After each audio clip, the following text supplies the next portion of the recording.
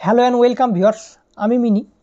আপনারা দেখছেন all in all take YouTube channel. All in all take YouTube চ্যানেলের পক্ষ থেকে আপনাদের সকলকে স্বাগত জানাই।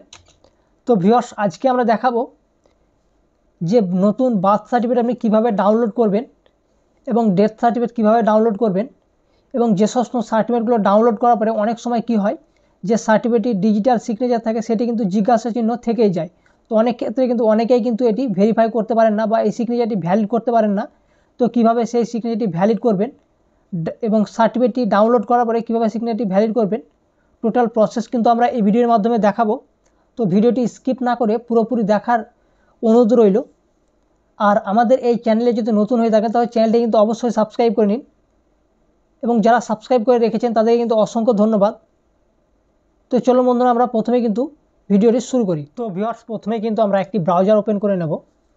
তো একটি ব্রাউজার ওপেন করার পরে প্রথমে আমাদের যে ওয়েবসাইটটিতে আসতে হবে সেটি হচ্ছে জন্ম মৃত্যু তথ্য .wb.gov.in। এই অফিসিয়াল ওয়েবসাইটে আমরা প্রথমে ভিজিট করব। ভিজিট করার পরে এখানে সিটিজেন সার্ভিস বলে যে অপশানটি দেখতে পাচ্ছেন, এখানে সিটিজেন সার্ভিস অপশানের উপরে ক্লিক করব। ক্লিক করার পরে এখানে কিন্তু বার্থ, ডেথ এবং ফর্ম, এই তিনটি অপশান রয়েছে। তো যারা ডেথ সার্টিফিকেটের কাজ করতে অর্থাৎ ডাউনলোড বা রেজিস্ট্রেশন করতে হয় তারা ডেথ এর উপরে ক্লিক করে কিন্তু সে সমস্ত কাজগুলো আপনি করতে পারবেন। তো আমরা কিন্তু বার্থ সার্টিফিকেটের উপরে কাজ করব। তো ডাউনলোড কীভাবে করব বার্থ সার্টিফিকেট, তো এখানে পরপর কিন্তু দেওয়া রয়েছে। অ্যাপ্লাই ফর নিউ রেজিস্ট্রেশন, কীভাবে নতুন রেজিস্ট্রেশন করবে সেটি কিন্তু আমরা আগের একটি ভিডিওতে দেখিয়েছি। সেই ভিডিও না দেখে থাকলে অবশ্যই দেখতে পারেন। তারপরে কীভাবে বার্থ সার্টিফিকেট আপনি কারেকশান করবেন, তারপর বার্থ সার্টিফিকেট কীভাবে ভেরিফাই করবেন। তো আজকে কিন্তু আমরা ডাউনলোড করব। তো এখানে কিন্তু ডাউনলোড সার্টিফিকেট অপশানে আমরা ক্লিক করব।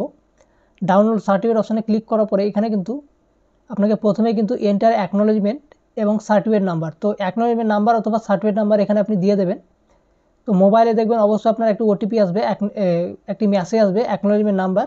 সেই অ্যাকনোলেজমেন্ট নাম্বারে এখানে কিন্তু সেন্ড ওটিপিতে ক্লিক করবেন অ্যাকনোলেজমেন্ট নাম্বার দিয়ে।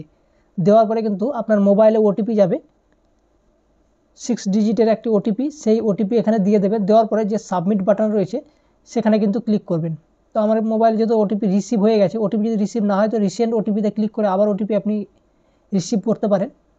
তো এখানে আমার কিন্তু দেখতে পাচ্ছেন যেরকম ওটিপি দেওয়ার পরে সাবমিট অপশানে ক্লিক করলেই এখানে কিন্তু যে ডাউনলোড বলে যে একটি নতুন অপশান সেটি কিন্তু চলে এসছে, এবং এই ডাউনলোডে ক্লিক করলে কিন্তু আপনার সার্টিফিকেটটি ডাউনলোড হতে শুরু করবে। তো এখানে দেখতে পাচ্ছেন কর্নারের দিকে ডাউনলোড হয়ে গেছে। তো এখানে কিন্তু এই সার্টিফিকেটটি আমরা ওপেন করব, পিডিএফ ফাইলটি।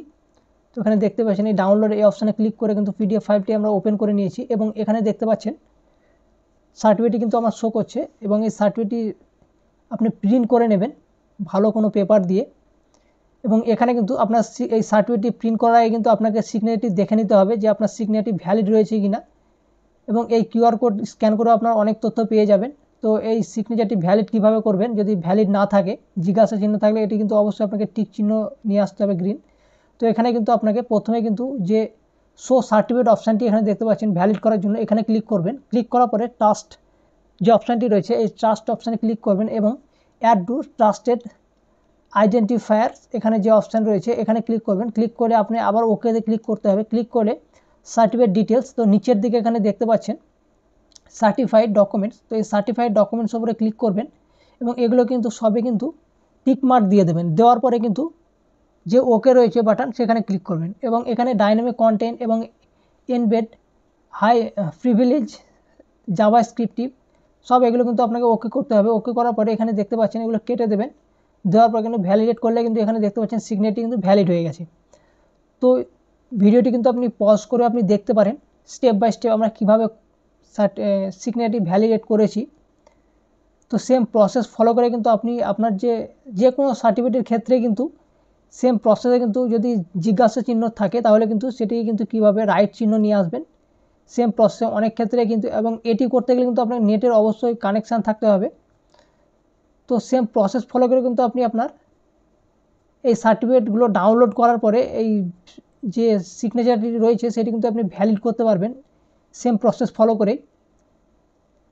এবং কিভাবে আপনি যে সমস্ত সার্টিফিকেটগুলো অ্যাপ্লাই হয়েছে সেগুলো কিভাবে ভেরিফাই করবেন তার সেই প্রসেস কিন্তু আমরা দেখিয়েছি ভিডিওতে। আগের একটি ভিডিও রয়েছে আমাদের, সেই ভিডিও যদি না দেখে থাকেন তাহলে কিন্তু অবশ্যই সেই ভিডিও আপনি দেখতে পারেন।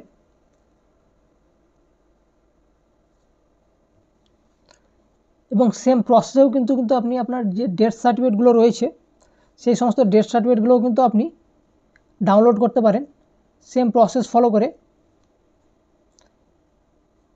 তো আই হোপ আজকের পুরো প্রসেস আপনি বুঝতে পেরে গেছেন। তো ভিডিওটি যদি ভালো লেগে থাকে তো ভিডিওটিকে অবশ্যই একটি লাইক করেন এবং আপনার বন্ধুদের সঙ্গে এই ভিডিওটি কিন্তু বেশি বেশি করে শেয়ার করেন।